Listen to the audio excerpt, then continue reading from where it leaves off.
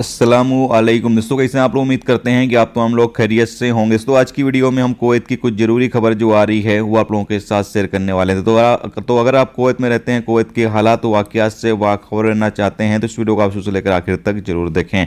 सबसे पहली खबर आप लोगों के साथ शेयर करते हैं कि कुवैत में एक 17 साल कुवैती नागरिक को गिरफ्तार किया गया है, क्योंकि इसने एक अपनी फिलीपीन की नौकरानी के साथ बुरा बर्ताव किया, उसको जान से मार दिया, उसकी हत्या कर दी और उसके शरीर को ले जाकर जो है यानी उसके जिस्म को या यूँ कह लो उसकी बॉडी को ले जाकर रेगिस्तान में फेंक देता है, जला देता है।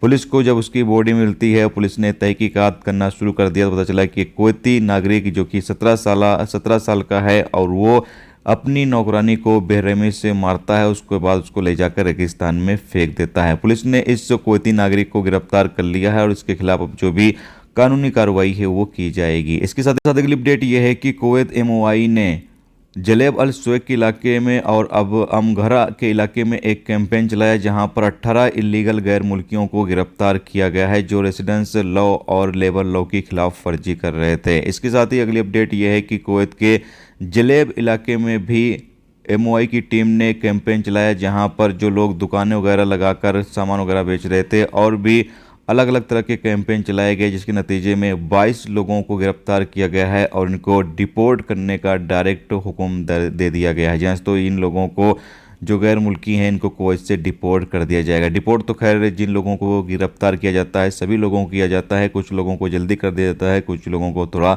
वक्त लेकर जो है वो डिपोर्ट किया जाता है। इसके साथ एक अपडेट यह है कि सालमिया के इलाके में एक इमारत के अंदर आग लग जाती है, जिसमें 11 लोग जो है वो फंसे होते हैं, उनको अल्हम्दुलिल्लाह यहाँ पर बचा लिया गया है। इसके साथ एक अपडेट ये है कि कुवैत के सुलेबिया इलाके में एक गोदाम के अंदर आग लग जाती है। हालांकि आग जो है वो काफ़ी ज़्यादा लग गई थी और बताया जा रहा है रिपोर्ट के मुताबिक कि ये खाने पीने का सामान की गोदाम था, जहां पर बड़ी तादाद में सामान वगैरह जो है वो मौजूद था। लेकिन यहां पर इस बारे में ज़्यादा जानकारी सामने नहीं आई है कि इस आग से ज़्यादा नुकसान हुआ है या फिर थोड़ा बहुत हुआ है।